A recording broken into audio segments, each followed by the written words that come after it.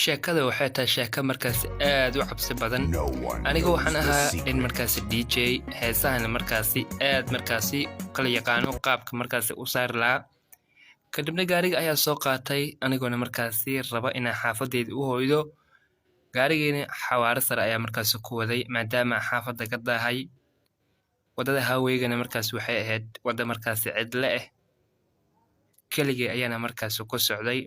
qofna markaas ilama soconin gaariga tartiib ayaan u waday speedkiisina markaasi maadaama xawaare sare aan ku socday waxaan isdhahay saqdhaxa waaye ayru soco balse gabar ayaa markaasi hor istaagtay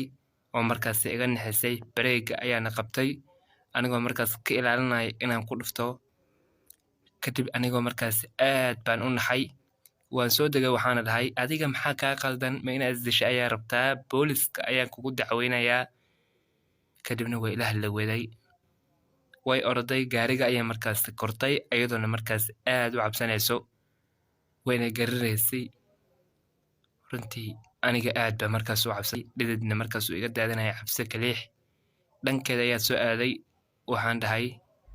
okay miyaad tahay maxaana kugu dhacay wax ii sheeg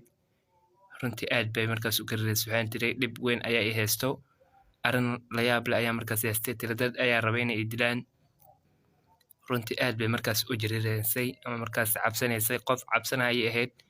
jirkeedina waxaan dhahay maxaa waxaana nabra kugu yaray yaa ku dilay yaana ku ceersanayo ayadana aad bay u ooynaysay ilama hadlaynin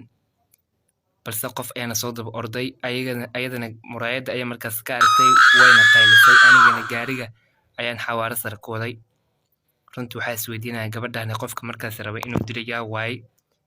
ayadana waxay tiri meel telefoon ayaan u baahanahay kadibna waxaan dhahay cabaar ayay noo jirtaa meel telefoon lagu gado oo markaasi telefoon kasta rabtaa kasoo gadan kartaa kadibna waxaan jeclaystay inaan markaasi aan gabadha markaasi aan wareysto cabaar markaas soo soconno ayaa meesha soo gaarnay anigoona markaas u soo dhawaanay gabadhana markaas way ila hadlaweday waxaan dhahay meeshii waan imaanay xaafadaada ma ku geeyaa waxayna tiri waad mahadsan tahay maadaama ay soo badbaadisay awaalna waa kaaga hayaa balse waxay ugu dejisaa ayay tiri qof ayaan la hadlayaa meeshaani telefoonada kadibna way degtay oo meeshii ayay gashay telefoon ayay markaas rabtay inay ku hadasho si kadis ayayna markaas iga degtay ayadoona marba dhinac eegayso anigana aad ba walwalay booliska ayaan wacay waxaan u sheegay gabar dhibeysan ayaa ila socoto gabadhana dad ayaa rabay inay dileen ii imaada booliskana waxay dhaheen halkan ugu sug ayadana telefoon ayay la hadlaysay balse waxaan dhahay okay iga soo gaara booliska runtii aad baan u naxsanaa arrintaani halka markaas ay ka socoto kadibna telefoonka ayay la hadashay marba dhinac ayay markaas u socotay saq dhaxa haweenimo ayay ahayd kadibna dhankayga ayay soo aaday balse way istaagtay dhinaca kale ayay aaday aad baan u yaabay maxay gabadha usii socotay ayaas dhahay gaarkiisi ayay aaday aniga aad baan u naxay waxaan arkay arrin markaas aad uga naxo gabadhii waa la afduubtay qof dhar madow ayaana markaas afduubtay oo markaas wata ayadoona markaas dhees iga celiya ayaa la afduubtay leerka ayaa shita anigoona markaas aad u cabsanaya oo gaariga aanay kasoo degi karin maadaama booliskana igu soo daaheen balse waxaan jeclaaday inaan markaas aan dego oo markaas gabadhii aan baaro meesha markaas ay gashay iyo qofka qaatay waxaan arkay weelasha qashinka iyo bacyaal inay meesha yaalaan lamana kori karo oo markaas waa alaab fudud meeshana waxaa ku yaalo derbi markaas aad u dheer oo markaasi qofka oona kori karin su-aasha ayaan isweydiiyey booliska ayaana marka halkaasi iigu imaaday anigoona aad u farxay waxaan dhahay gabadhii say ila joogtay telefoon ayay ku hadashay waana la afduubtay meeshii marka la baarayna waxaa la arkay inay ka boodi karin qolyaha meesha lahaa ayaa lala hadlay oo markaasi meel kasta laga baaray waxayna dhaheen maana arkin gabadhaas booliska wuxuu yidhi aniga ayaa markaas raadinaya gabadhan adiga ciddaada iska aad waxay war aniga ayaa kusoo siin doona aniguna aad baa markaas u cabsanayay waan soo baxay waxaana soo aaday cidda waana seexan waaye oo markaasi hurdo way iga soo dhici weyda aad baan u naxsanaa gabadhii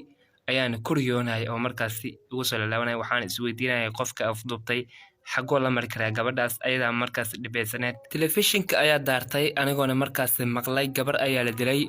booliska ayaan wacay waxaana u sheegay qof in markaas la dilay anigana aad baan markaas u dhididayay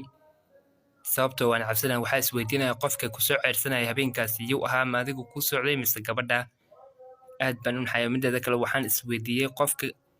afduubtay iyo qofka isoo ceyrsanayay farqiga u dhexeeya maadaama hal dhar uu qabay isla hal habeenna markaas lasoo ceyrsaday isla habeenkaasna markaas la watay mideeda kale waxaan isweydiiyey yay taleefonka kula hadleysay maalimo kadib waxaan soo aaday magaalada anigoona markaas gaarigayga wato meesha baakinka ayaana markaas istaagay waxaan arkay gabadhii qof markaas u eg aad baan u naxay waxaan isweydiiyey gabadhan ma gabadhiba balse niyaddeeda ayay ka bixi weyday gabadha mana ahayn gabadh kale ayay ahayd anigana waa iskaga tagay waxaa la sheegay gabadha in la dilay oo markaasi qolyo kale ay dileen sheekada halkaas ayay ku dhammaatay layga saar mahadsanid